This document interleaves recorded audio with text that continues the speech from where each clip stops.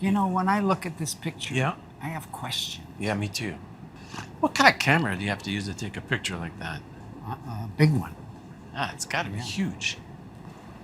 Look at, I was not wearing a shirt. No, that really bothered me too. And look at you, you got a sash. You know, I hated that shirt. Was that your mom's? God, you were pretty. I look Swedish. Yeah. Jump in your mini. And look, he's laughing at us. The big guy there. Yes. I miss that guy. Yeah, me too. He wouldn't do this. No, he wouldn't. Come on, let's go answer questions. Okay. Come on. I want to bring up Cleveland radio station WMS music director, the one who helped Rush break in America and we can say launch to the world. She's with us today, and I'd like you to join me in welcoming Donna Halper to the stage. Hey, Donna.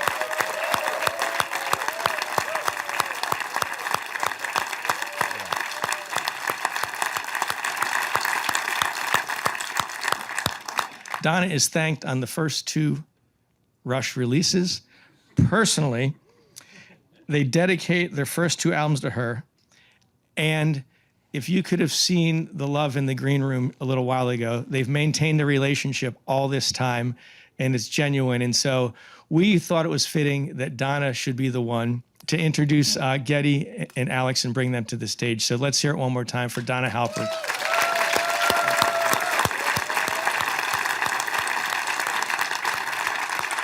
This is a story about friendship.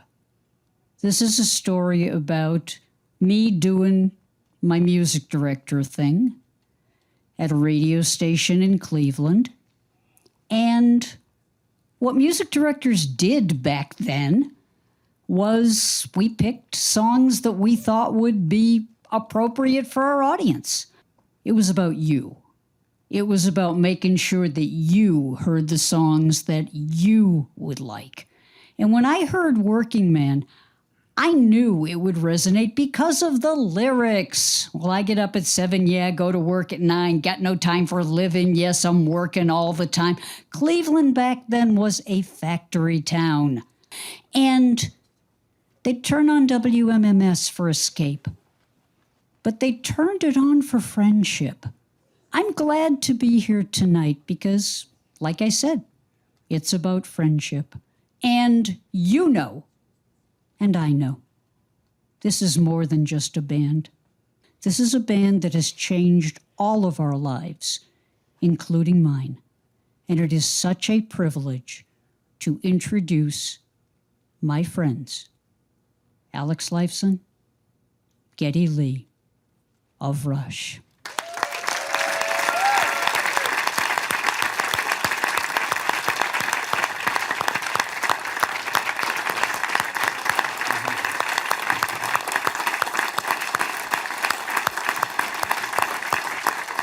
We have, you folks have been so generous to give us some questions. I have about 90 of them, so if it's okay, we'll be here for a while. This is from James.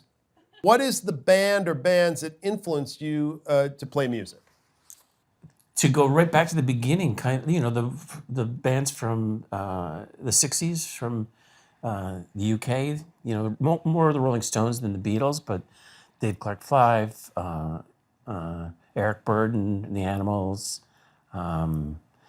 the Beach Boys, and then I discovered The Who and Hendrix, Cream. The Cream, yeah. Yeah. Cream were a huge influence on Rush. Yeah. There was a band from Ireland called Taste that was a big influence for a while. Rory Gallagher. That had the great Rory Gallagher play guitar for that band.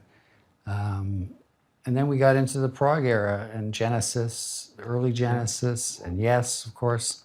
I was a big Straubs fan, Vandergraaf Generator. Carpenters. I don't hear That is that. not right. What do you mean? It's not a joke.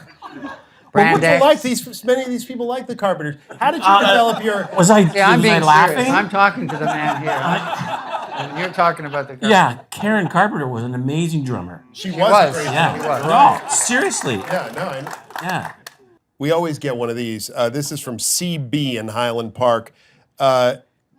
Will you ever tour again, please? Sorry. That's a question.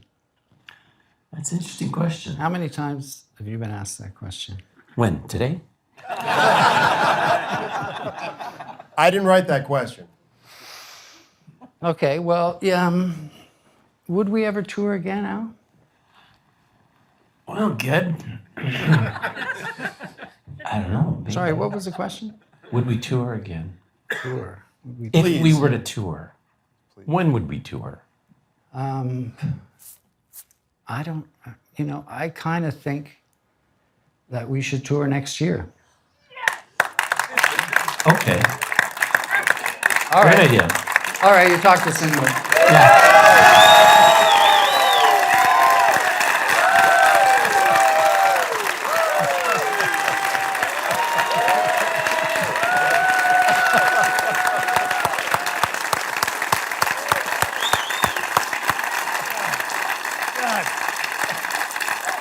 Nice way to get into it. It was his dumb idea. Oh my God. Is that real? For realsy? Pinky promise? Yes.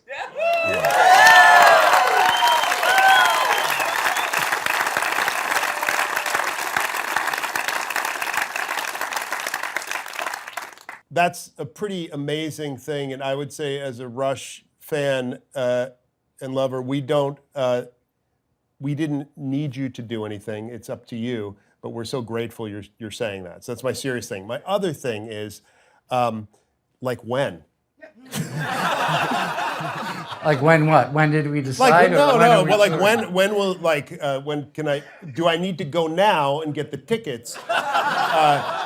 When you say next summer, you have dates, right? Yeah, we're going to do a limited number of dates in about, 7 cities? And see how that goes. And starting in June of 2026. And so you guys are all part of a kind of stealthy announcement that we're going to do this.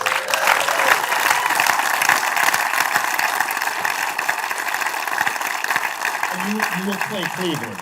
We will play Cleveland.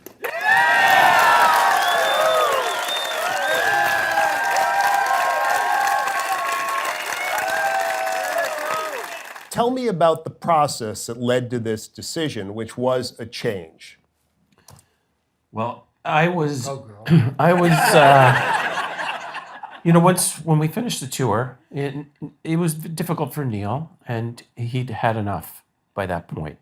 I think Ged and I still had gas in the tank, and we still wanted to continue working. But it was what it was, and the further I got away from it, the more I thought, it's okay. We had 40 years. I'm tired of hanging around a hotel, being away from family and all of that stuff. And I felt that way for most of the last 10 years, really. I thought we had a great legacy, and it's okay. Then this guy came along and had some big ideas, and we talked and we started playing. And then I realized that I love it so much. I love playing so much, and I've continued over these last years doing other projects and still playing a lot. But when we sat down and started playing some of the Rush stuff, and I realized how hard it was to play these songs. When you do it every day for 40 years, it's not a big deal, really. You're used to it. But when you're away from it and you are a little more objective about the intense complexity of the music and the feel and the little nuances and all the things that go into making a Rush song and performance, to be challenged with that again was really, really exciting. And the more we started rehearsing and playing, the more I just fell in love with the idea of playing again. It was a very difficult decision on many levels. First of all, because what it entails in terms of work, but also what it had transpired. Losing a member like Neil was devastating, and it was a very sad time, and it took time for us to even contemplate. I mean, this is a relatively recent decision.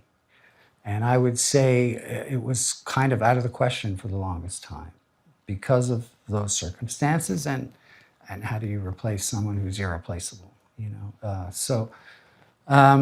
We would joke about it sometimes, and Al was doing other things. I was writing books, and something happened in the last couple of years that brought us back to jamming in the studio.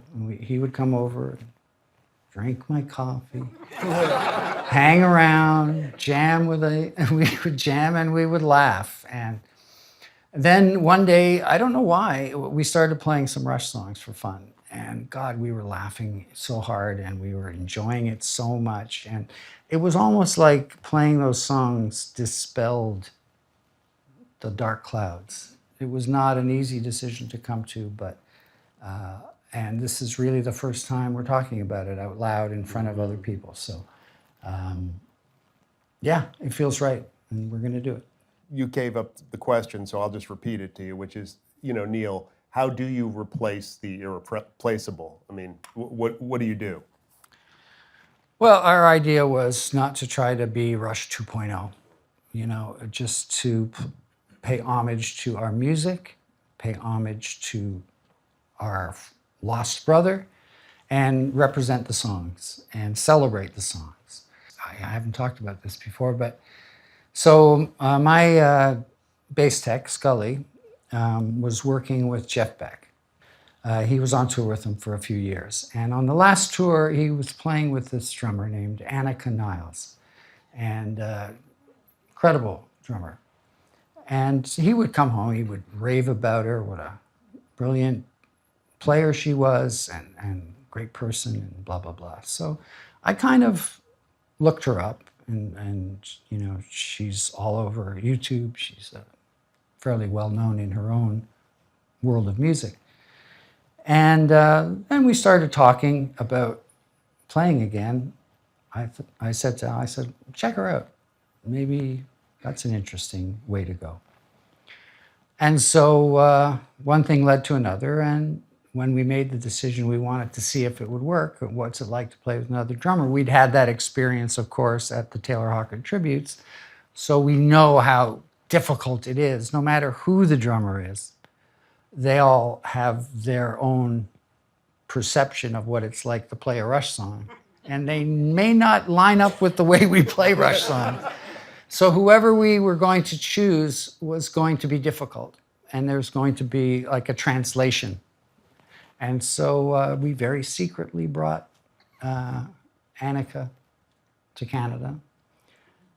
That rhymes. And we did, it wasn't an audition, because at that point we weren't really sure that we were going to tour. We wanted to, it was all an experiment. Anyway, I'm very happy to say that she is fantastic to play with. And we've had now a number of sessions with her, and we're going to go on the road with her. I think she's a remarkable story, and you know, she's much younger than us. I know that's hard to believe to look at. We're so young and handsome. And I like that she came to Rush music without any preconceptions. It also made it very difficult because we had to explain nuances and work on subtleties, and she had to really try to get into Neil's headspace and his feel. A lot of drummers can play Neil's drum fills, but to combine that with the feel of those songs so that it feels the way you guys want to hear those songs, that's work. That requires work, and so she's winning. So our intention is to expand and probably bring a keyboard player in so that Alex, because Alex loves to dance. I don't know whether you knew that. And when we did those gigs for Taylor's tribute, Greg Kirsten played keyboards. And oh God, that was just so nice not for me not to be stuck in that one place, so I could dance as well. Anyway, so we're still working those details out, but that's where we're headed, I think. I don't think we can do a 3-hour show the way we did when we were in our younger years, but we're certainly going to play over 2 hours. And we'll get a lot of songs in, for sure. I mean, I love the fact that you're opening in LA at the Forum, which is where you closed in 2015. And I know you guys wanted to keep going some. And I assume that's part of the significance of those shows. Yeah, absolutely. It's not an accident that we chose LA to carry on. And it'll be, I think, quite an emotional moment. And I have to say also a thank you to Carrie Nuttall and Olivia Peart, who have been very supportive and are supporting us for this tour. And we really appreciate that. And that makes things better. Yeah. And we also plan to pay tribute to Neil at least a couple of times during the show in our own way, and that'll happen every night. We'll pay tribute to him. So, you know, after Neil passed, COVID hit, and we never really were able to do any kind of tribute to him, not a tribute concert. And so this is one way that we pay homage to the music and the lyrics and the incredible drumming of our pal and partner, and at the same time celebrate the music that you guys have thankfully shown up for all these years. And we'll just endeavor to do our best to make you guys happy.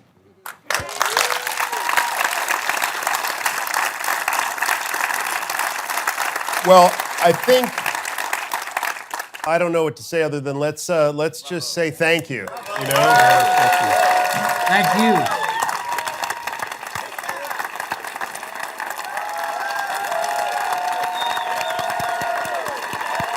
I'm happy to say that I saw it here first and foremost, and couldn't be happier that they're finally announcing a tour that's a legacy that deserves to be carried on, and I'm glad that they finally decided to do it. We've never got to see them before.